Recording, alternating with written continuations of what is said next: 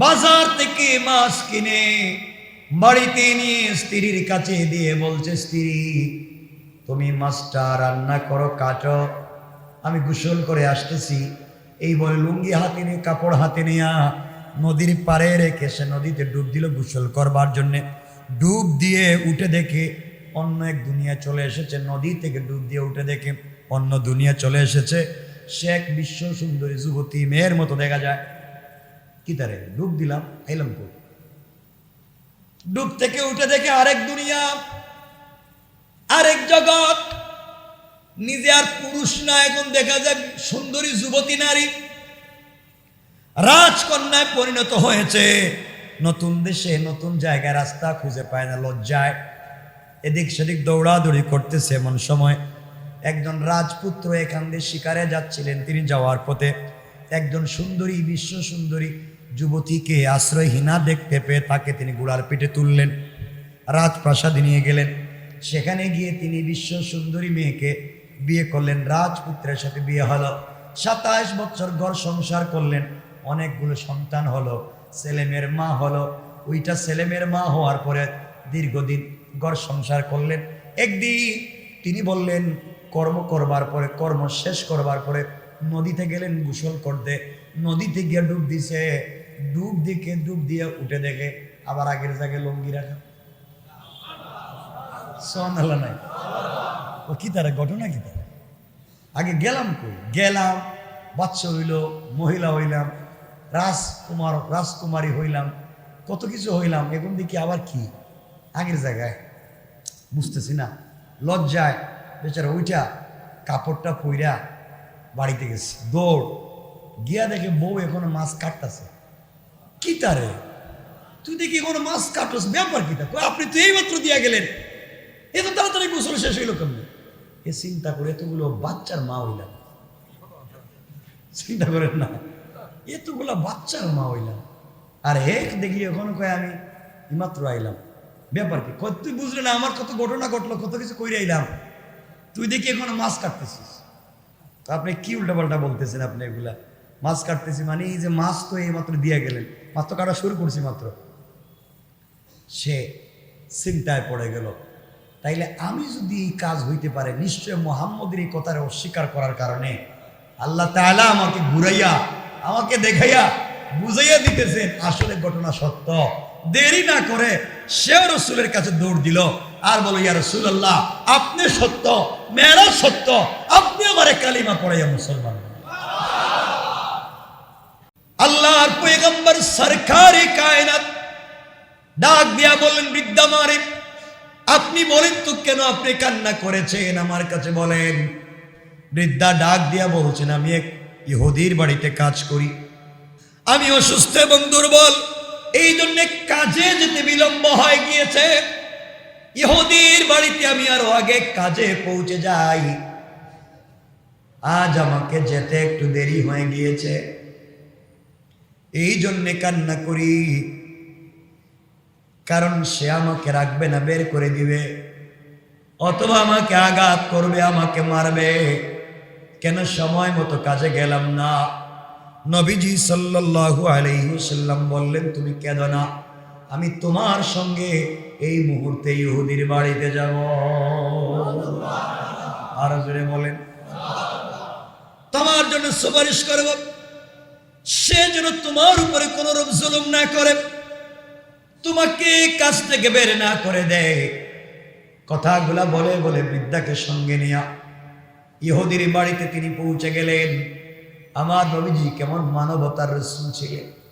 ইহুদির বাড়িতে যাওয়ার পরে ডাক দিয়ে বলেন, ভাই শোনো, এই বৃদ্ধা অসুস্থ এবং দুর্বল, এই জন্যে সময় মতো আসতে পারেন নাই, তোমার বাড়িতে আসতে তার দেরি হয়ে গিয়েছে, তাই তোমার কাজে আসতে বিলম্ব হয়েছে।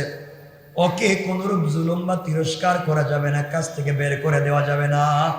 এই মুহূর্তে এই বৃদ্ধা দুর্বল মহিলা যে কাজগুলা করে দেওয়ার দরকার ছিল, সবগুলা কাজ আমি মুহাম্মদ ইবনে আব্দুল্লাহ করে দেব। সুবহানাল্লাহ, জোরে বলেন। ইহুদি চমকে দাঁড়িয়ে গেল, হাতের সবকিছু ফেলে দিল, আশ্চর্য হয় ডাক দিয়ে বলতে লাগলো, ওগো মুহাম্মদ সাল্লাল্লাহু আলাইহি ওয়াসাল্লাম, তাহলে সত্যি করে আপনি বলেন তো, আজকে রাত্রে কি আপনি মেরাজে গিয়েছিলেন? আল্লাহু আকবার জোরে বলেন, আরো জোরে বলেন আল্লাহু আকবার। আমার নবীজি বললেন, তুমি কেমনে জানতে পারলে আমি মেরাজে গিয়েছি কি যাই নাই? তুমি কেমনে জানলে? আমি এখন পর্যন্ত পৃথিবীর কোনো মানুষের সঙ্গে কথা পর্যন্ত বলি নাই। আমি তো মসজিদে যাইতেছিলাম, মাত্র আসলাম, বৃদ্ধাকে পাইলাম, তোমার বাড়িতে নিয়ে আসলাম, তুমি কেমনে জানলে?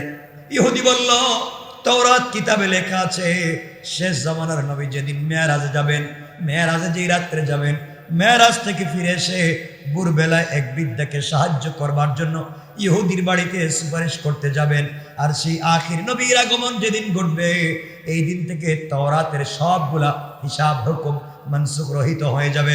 তাওরাতের উপর আমল করলে নাজাত পাওয়া যাবে না, আমল করতে হবে আখির জামানার নবীর কথা মতো, তার কোরআনের উপরে। সুতরাং বুঝতে পেরেছি আপনি যেহেতু মহিলার সাহায্যের জন্য এসেছেন, তাওরাতের বর্ণনা আর আপনার ব্যবহারের মধ্যে কোনো অমিল নাই, মিল রয়েছে। সুতরাং আপনি এই মুহূর্তে আমাকে কালিমা পড়াইয়া মুসলমান বানাইয়া দে। আল্লাহু আকবার বলে এই ইহুদিরা মুসলমান হয়ে গেল আর বিদ্যাকে মাফ করে দিল। পুরা মক্কার জমিনে তুলপাড় শুরু হয়ে যাচ্ছে। নবীজি সাল্লাল্লাহু আলাইহি ওয়াসাল্লাম কাবা শরীফে পৌঁছে গেলেন, ফজরের নামাজ আদায় করলেন, এরপরে মেরাজের ঘটনা সবাইকে জানিয়ে দিলেন। মেরাজে গিয়েছিলাম, কি দেখলেন কি দেখলেন না, কোথায় কি দেখলেন, সব তিনি বলতে লাগলেন। এই সময় কাফের আবু জেহেলের কথা শুনে বিদ্রুপ করতে লাগলো, সারা মক্কায় তুলপাড় শুরু করে দিল। এমনকি তুলপাড় যে একটা লোক বাইতুল্লাহ থেকে বাইতুল মুকাদ্দাস, ওখান থেকে 7 আসমান বেদ করে আরশে পর্যন্ত গেল, এরপরে ফিরে আসছে, এটা কোনোভাবে সম্ভব না। এই বলে পাগলের মতো পুরা মক্কায় তুলপাড় শুরু করে দিয়েছে। আপনি বলেন তো, কেউ যদি স্বপ্নে কোনো জায়গায় যায়, তাইলে তো তুলপাড় করার দরকার আছে? কথা বলেন না কেন? আপনি আমি তো স্বপ্নে বহুত জায়গায় যাইতে পারি, কথা বলেন না কেন?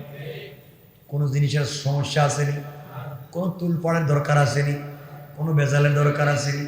নবীজি যদি স্বপ্নে মেরাজে যেতেন, আবু জাহাল এত চিন্তা করতো না, কারণ চোখ বন্ধ করলে তো বহুত কিছুই যাওয়া যায়। কিন্তু বোঝা গেল নবীজি স্বপ্নে মেরাজে যান নাই, সশরীরে গিয়েছেন।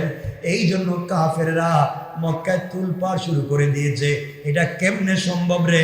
1 সেকেন্ডে গেছে, আইছে, সব দেখছে, আবার এসে নামাজও পড়াইছে, বিশ্বাস করা যায় না। নাউজুবিল্লাহ বললেন না? এগুলা পাগলের প্রলাপ। নাউজুবিল্লাহ বলেন। আবু জাহাল আস্তে আস্তে করে চিন্তা করলে এই কথাগুলো কারে বলা যায়? চিন্তা করলো মুহাম্মদের সব থেকে ঘনিষ্ঠ বন্ধুর নাম, কথা বললেন না? হযরত আবু বকর সিদ্দিক রাদিয়াল্লাহু তাআলা আনহু। যাই আবু বকররে দেখি বুঝাইয়ানি ফিরাই আনা যায়, এমন পাগলের কথা কেমনে শোনা যায়? আবু বকরের বাড়িতে গিয়ে হাজির, আরল দলবল নিয়ে হাজির। আবু বকর বললেন, তো সকালবেলা আবু জাহাল আমার বাড়িতে গেল। আবু জাহাল বলতেছে, এতদিন যাকে আমরা পাগল বলতাম, তাকে এখন তুমিও পাগল বলতে বাধ্য হবে, কারণ সে যেসব কথা বলে পাগলের কথা ছাড়া কিছুই না। সে বলেছে 7 আসমান ভেদ করে আসে আজিমে গেছে, আল্লাহর সঙ্গে দেখা করছে, জান্নাত জাহান্নাম দেখছে, সব দেখে আবার নাকি ফিরে আসছে। এটা কি বিশ্বাস করা যায়? সিদ্দিক আকবর জিজ্ঞেস করেন, কার কথা বলো? কে? সেই লোকটাকে আবু জাহেল বলল, আর কার কথা? এই যে কে? কই তো পাগলটা? আবু বকর বললেন, মিয়া এই যে পাগলটা নাম নাই? এই তো নাম কি তা? এটা নাম তো মোহাম্মদ। সিদ্দিক আকবর বললেন, মোহাম্মদ কে? ওই যে তোমার বন্ধু মোহাম্মদ, যেটা হে আজকে রাত্রে নাকি মেরাজে গেছে, জান্নাতে গেছে, জাহান্নাম দেখছে, সিদরাতুল মুনতাহা গেছে, আরশে মুআল্লা গেছে, বাইতুল মামুর গেছে, জান্নাত জাহান্নাম দেখছে, সব ঘুরাইয়া আবার আইসা নাকি নামাজ পড়াইতেছে। আবু বকর বললেন, যদি মুহাম্মদ সাল্লাল্লাহু আলাইহি ওয়াসাল্লাম এসব কথা বলে থাকেন, তাহলে তিনি সত্য বলেছেন। আমি তার কথা চুল পরিমাণ অস্বীকার করি না। অবশ্যই তিনি মেরাজ করেছেন, আল্লাহর সঙ্গে দেখা করেছেন। আশহাদু আন্নাকা, আমি সাক্ষ্য দিলাম মুহাম্মাদুর রাসূলুল্লাহ। আবু জাহাল এখান থেকে বের হয়ে গেল, বিতাড়িত হয়ে চলে গেল। সব খবর পৌঁছার পরে আল্লাহর রাসূল উপস্থিত দিলেন সিদ্দিক আকবর, যেই লোকটা বিনা কথায় বিনা বাক্যে শুনবার সাথে সাথে আমার রাসূলকে বিশ্বাস করে দিয়েছে।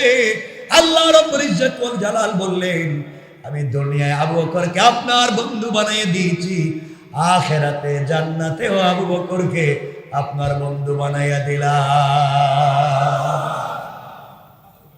তার নাম সিদ্দিক। আমার বন্ধুগণ, আবু জাহাল দেখলো কোন কাজ হইল না।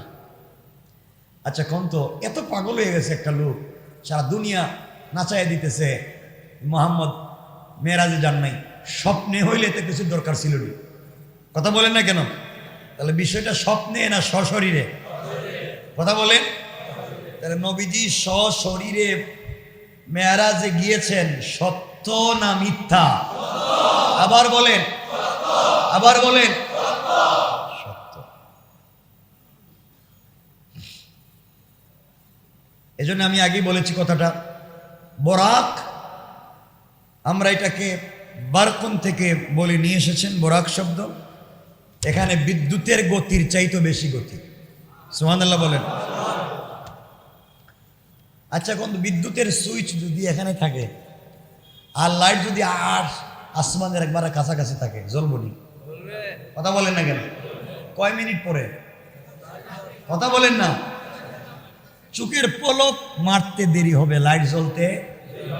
নবীজি যে গেছেন এতে সন্দেহ আছে? বলেন।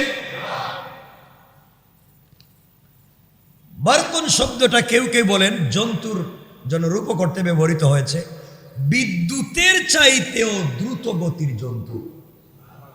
সুবহানাল্লাহ বলেন না। নবীজি বিদ্যুতের গতির চাইতে বেশি গতিতে গিয়েছিলেন। কোথায়? বলেন না। এত দ্রুত গেছেন, দুনিয়ায় পিছনে যে ঘটনাগুলা ঘটেছিল এগুলো এখন পর্যন্ত আশিকে পৌঁছায় নাই। যাইতে আছে যাইতে আছে যাইতে আছে, নবীজির আগে পৌঁছে গেছে। সুবহানাল্লাহ নাই? আপনারা জানেন আলোর গতি সেকেন্ডে কত? 1,86,000 মাইলের মাইল, 1,86,000 মাইল সেকেন্ডে দৌড়ে বিদ্যুৎ। আর নবীজি তার চাইতে বেশি গতিতে গেছে। আল্লাহু আকবার নাই? এজন্যে আল্লাহ আমার রাসূলকে বলেছেন, আলাম তারা কাইফা ফাআলা রাব্বুকা বিআসহাবিল ফিল। আপনি দেখেননি রব হাতি বাহিনীর সাথে কি করছেন? নবীজি দেখবেন কেমন? তখন তো মার পেটে ছিলেন। হাতি বাহিনীর যখন ঘটনা ঘটে, নবীজি তো মার পেটে, তিনি জানবেন কেমনে? আল্লাহ বললেন দেখেননি? এখান থেকে এই ব্যাখ্যা হতে পারে যে এই ঘটনা যে ধ্বংসস্তূপ, এখন এগুলো আল্লাহর কাছে পৌঁছায়নি, নবীজি যাওয়ার সময় রাস্তা দেখে গেছে। সুবহানাল্লাহ বললেন না? আবার আল্লাহ কোন জায়গায় বলেছেন, আলাম তারা কাইফা ফাআলা রাব্বুকা বিআদ। আদ জাতিকে যে আমি ধ্বংস করছি দেখেননি? নবীজি দেখবেন, কই সময় তার জন্মই ছিল না, অস্তিত্বই ছিল না। এর অর্থ হলো এই ধ্বংসের খবর এখনো ফেরেশতারা নিয়ে যাইতেছে, রাসূল রাস্তায় দেখছে। সুবহানাল্লাহ বললেন না? কত কিছু ব্যাখ্যার জায়গা আছে। কোরআন পড়েন, কোরআনকে বুঝেন। এমনকি নবীজি যাওয়ার সময় দেখলেন অনেক কিছু, দেখলেন কি দেখলেন? কত কিছু। ফেরাউনের কাজের বুয়া যে ছিল, কাজের বুয়া, তার ফেরাউনের মেয়ের কাজের বুয়া, কি নাম? আসিয়া। আসিয়া কিটা? আসিয়া তার বউর না, কি নাম? কি নাম? আসিয়া। কাজের বুয়ার নাম কি? আবার কয় আসিয়া কয়। হ্যাঁ, মাসলা কি কয় এরা? এত ওয়াজ করলাম এখানে, এটাই বুঝে গেলে। কি নাম? মাশেতা না মাস্তা? ভুলে গেছেন আপনারা? এ তো ওয়াজ করলাম এখানে।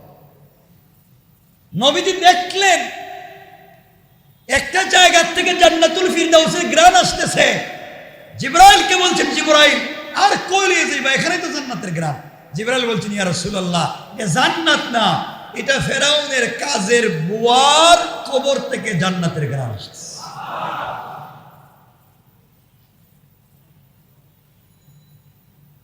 আমার বন্ধুগণ, আপনারা এখন হয়তো বিশ্বাস করতে না পারেন যে এত দ্রুত গতিতে কেমনে গেলেন, কারণ উপর তো আর সূর্য নাই, চন্দ্র নাই, এখানকার গতি, এখানকার সিস্টেমই আলাদা। এজন্য কিয়ামতের দিন কেমন হবে, দুনিয়ার দিনের চাইতে কত লম্বা হবে, এটাও আমরা শুনছি না, শুনেন না হিসাব। আপনাদেরকে একটা ঘটনা বলি, কোরআনের না, হাদিসের না। আবার বলছি, মেরাজের এই কথাটা বুঝাবার জন্য একটা ঘটনা বলবো, কোরআনেরও না, হাদিসেরও না, শুধু একটা ঘটনা ইতিহাস থেকে। বুজুর্গদের কাছে এই ধরনের ঘটনা শোনা যায় কাশফে অথবা আশরাফ আলী তানভীর মালফুজাতে আপনারা পাবেন। দুনিয়ার এক মুহূর্ত, দুনিয়ার একটা সেকেন্ড ঊর্ধ্ব জগতের কত বছরের সমান? একটু আগেই বললাম 27 বছর। কত বছর বলেন না? এক মুহূর্ত কত বছর? 27 বছর। এই নিয়ে অবাক হয়ে একটা লোক নবীজির কাছে গিয়ে জিজ্ঞাসা করলো, এ মুহাম্মদ, আপনি যে বললেন এগুলো আপনি গেলেন আইলেন, কি হাবিজাবি বললেন, এগুলো বিশ্বাস করি না।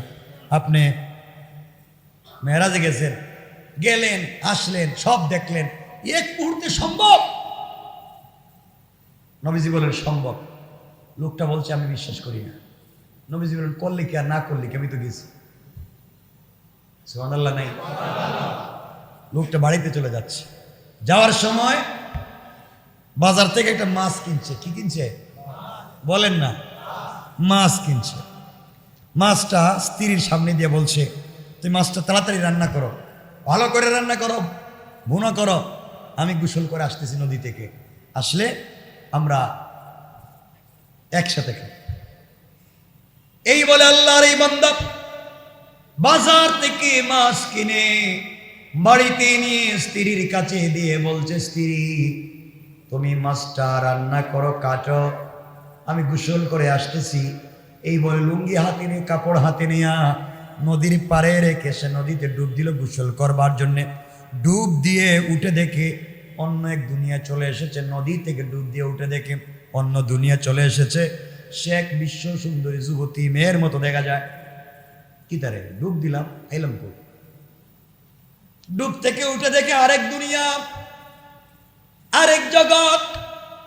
নিজে আর পুরুষ না, এখন দেখা যায় সুন্দরী যুবতী নারী রাজকন্যায় পরিণত হয়েছে। নতুন দেশে নতুন জায়গায় রাস্তা খুঁজে পায় না, লজ্জায় এদিক সেদিক দৌড়াদৌড়ি করতেছে। এমন সময় একজন রাজপুত্র এখান দিয়ে শিকারে যাচ্ছিলেন। তিনি যাওয়ার পথে একজন সুন্দরী, বিশ্ব সুন্দরী যুবতীকে আশ্রয়হীনা দেখতে পেয়ে তাকে তিনি ঘোড়ার পিঠে তুললেন, রাজপ্রাসাদে নিয়ে গেলেন। সেখানে গিয়ে তিনি বিশ্ব সুন্দরী মেয়েকে বিয়ে করলেন। রাজপুত্রের সাথে বিয়ে হলো।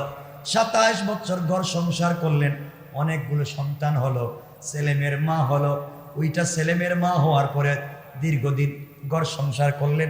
একদিন তিনি বললেন, কর্ম করবার পরে, কর্ম শেষ করবার পরে নদীতে গেলেন গোসল করতে। নদীতে গিয়ে ডুব দিছে। ডুব দিয়ে উঠে দেখে আবার আগের জায়গায় লঙ্গি রাখা। সুবহানাল্লাহ নাই? ও কি তারা ঘটনা, কি তারা? আগে গেলাম কই? গেলাম, বাচ্চা হইল, মহিলা হইলাম, রাজকুমার রাজকুমারী হইলাম, কত কিছু হইলাম। এখন দেখি আবার কি আগের জায়গায়, বুঝতেছি না। লজ্জায় বেচারা উইটা কাপড়টা পইরা বাড়িতে গেছে। দৌড় গিয়া দেখে বউ এখনো মাছ কাটতেছে। কি তারে, তুই দেখি এখনো মাছ কাটছ, ব্যাপার কি তা? আপনি তো এই মাত্র দিয়া গেলেন, এত তাড়াতাড়ি গোসল শেষ হইল কেমন? এ চিন্তা করে এতগুলো বাচ্চার মা হইলাম। চিন্তা করেন না, এতগুলো বাচ্চার মা হইলাম। আর হে দেখলি এখন কয় আমি মাত্র আইলাম, ব্যাপার কি? তুই বুঝলি না আমার কত ঘটনা ঘটলো, কত কিছু কইরে আইলাম, তুই দেখি এখন মাছ কাটতেছিস। আপনি কি উল্টাপাল্টা বলতেছেন? আপনি এগুলা মাছ কাটতেছি মানে এই যে মাছ তো এই মাত্র দিয়ে গেলেন, মাছ তো কাটা শুরু করছি মাত্র। সে চিন্তায় পড়ে গেল, তাইলে আমি যদি এই কাজ হইতে পারে, নিশ্চয় মুহাম্মদের এই কথারে অস্বীকার করার কারণে আল্লাহ তাআলা আমাকে ঘুরাইয়া, আমাকে দেখাইয়া বুঝাইয়া দিতেছেন আসলে ঘটনা সত্য। দেরি না করে সে রাসূলের কাছে দৌড় দিল আর বলো, ইয়া রাসূলুল্লাহ, আপনি সত্য, মেরাজ সত্য, আপনি আমারে কালিমা পড়াইয়া মুসলমান। তাইলে মেরাজ সত্য না মিথ্যা? সবাই বলেন। মেরাজ আমাদেরকে অনেক কিছু শিক্ষা দিয়েছে। যিনি স্রষ্টা এবং সৃষ্টি যার নিয়ন্ত্রণে রয়েছে, তার ইচ্ছা ছাড়া কোনো মানুষ এরূপ ভ্রমণ করতে পারে না, এটাই এখান থেকে বুঝতে পারলাম। কথা বলেন না কেন? তিনি যে মানুষটিকে এরূপ ভ্রমণ করালেন, সেই মানুষটি যে নবী এবং আল্লাহর প্রিয়, এতেও কোনো সন্দেহ? বলেন সন্দেহ? এতক্ষণ তো বুঝছেন। সুতরাং আল্লাহ রাব্বুল ইজ্জত ওয়াল জালাল বুঝাতে চাইলেন, আমি আমার রাসূলকে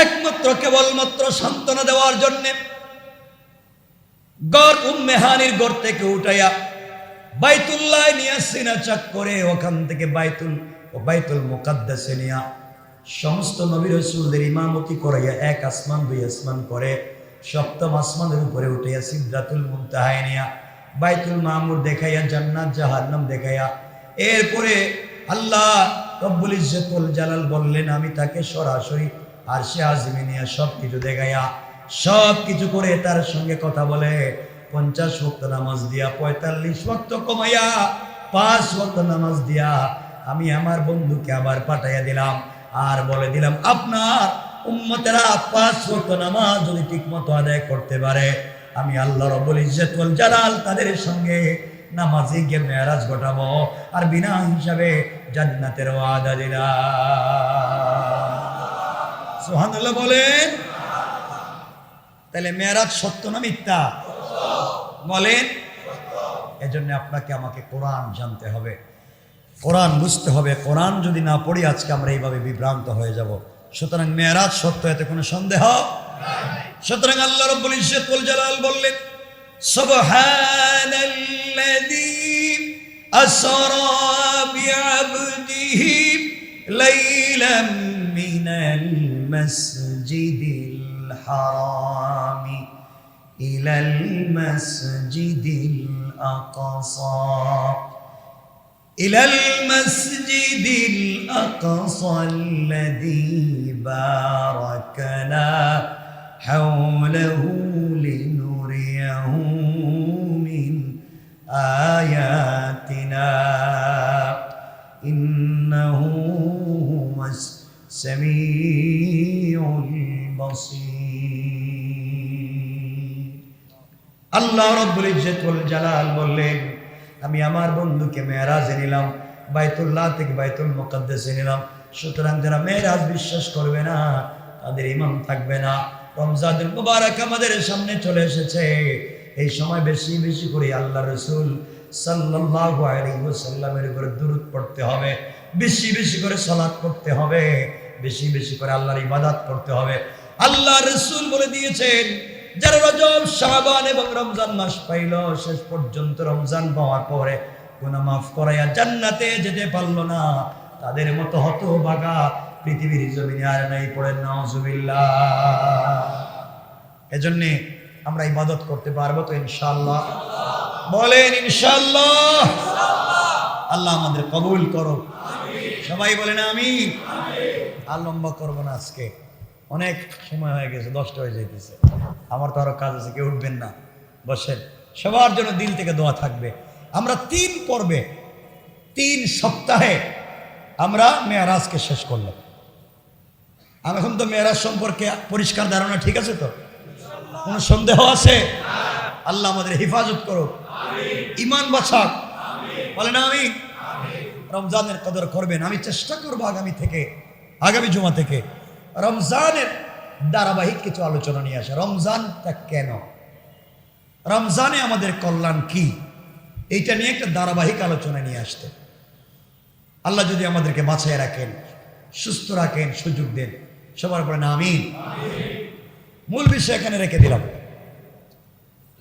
মেরাজ এখানেই শেষ। আমরা দোয়া করব, আপনাদের কাছে আমি দোয়ার মুহতাজ। দিল থেকে আমার জন্য আপনারা দোয়া করবেন, আল্লাহ যেন আসমানি জমিনি মুসিবত থেকে বাঁচায়, জমিনের ফিতনা ফাসাদ থেকে বাঁচায়। আমিও আপনাদের জন্য মন খুলে দোয়া করব। মনে রাখবেন, আজকে শাবানের প্রথম জুমা বার শেষ হয়ে রাত্র চলে যাচ্ছে। দোয়া কবুল হওয়ার সময় আমরা একে অপরের জন্য দোয়া করব।